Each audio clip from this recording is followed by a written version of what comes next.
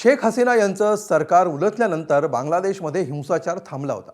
मात्र तिथं पुन्हा एकदा दंगली सुरू झाल्यात आणि यावेळी भारतीय किंवा भारताशी नाळ जुळलेली असलेल्यांना लक्ष केलं जात आहे। नेमकं काय घडतंय बघूया या स्पेशल रिपोर्टमध्ये।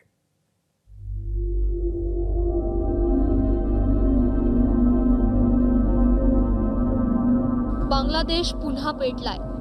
मात्र यावेळी भडकलेल्या बांगलादेशच्या निशाण्यावर आहे भारत।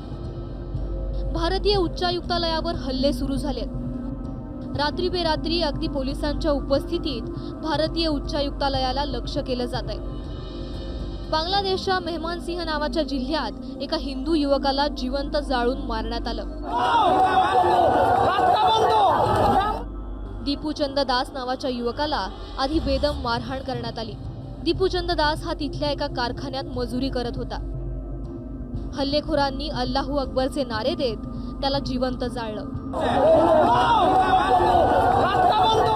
या हिंसाचाराला कारण ठरली आहे शरीफ उस्मान हादी नावाच्या कट्टर भारत विरोधी युवा नेत्याची झालेली हत्या।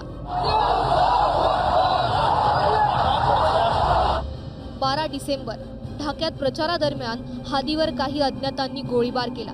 हे मारेकरी कोण हे अजून समजलेलं नाही। हादीच्या डोक्यात गोळ्या लागल्या होत्या, तरीही तो जिवंत होता। त्याला उपचारांसाठी थेट सिंगापुरात हलवण्यात आलं। मात्र गुरुवारी रात्री उशिरा हादीचा मृत्यू झाल्याचं बांगलादेश परराष्ट्र खात्यानं जाहीर केल्यावर मध्यरात्री हिंसाचार पेटला। हिंसक आंदोलकांनी देशातील सर्वात मोठं वृत्तपत्र प्रथम आलो आणि डेलीची कार्यालयं जाळून टाकली।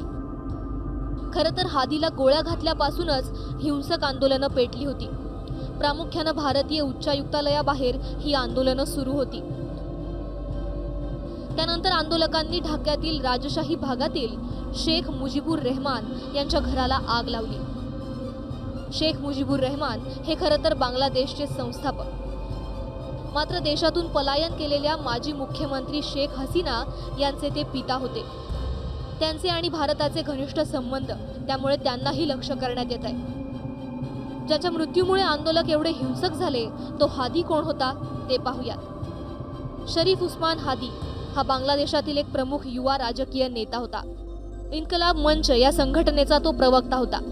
बांगलादेशात गेल्या वर्षी झालेल्या उठावात तो महत्त्वाची भूमिका बजावत होता। बांगलादेशात पुढील वर्षी होणाऱ्या निवडणुकीत ढाक्यातून तो उमेदवारी मिळवण्यास इच्छुक होता। भारत विरोधी भडक वक्तव्यामुळे तो अल्पावधीतच प्रसिद्ध झाला।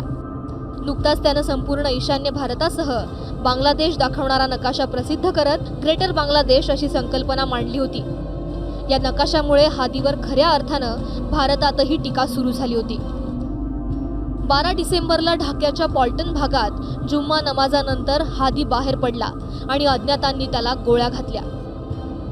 हादीवरील हल्ला हा अंतर्गत राजकीय संघर्षातून झाल्याची माहिती समोर येते। मात्र याचा बादरायण संबंध भारताशी जोडत भारत विरोधी हिंसाचाराला तोंड फुटलंय। आता या हिंसाचारावर बांगलादेशचं काळजीवाहू युनूस सरकार कसा तोडगा काढणार, तिथल्या अल्पसंख्याक हिंदूंच्या सुरक्षेसाठी काय पावलं उचलणार असा सवाल उपस्थित झालाय। ब्युरो रिपोर्ट, एबीपी माझा। एबीपी माझा, उघडा डोळे बघा नीट।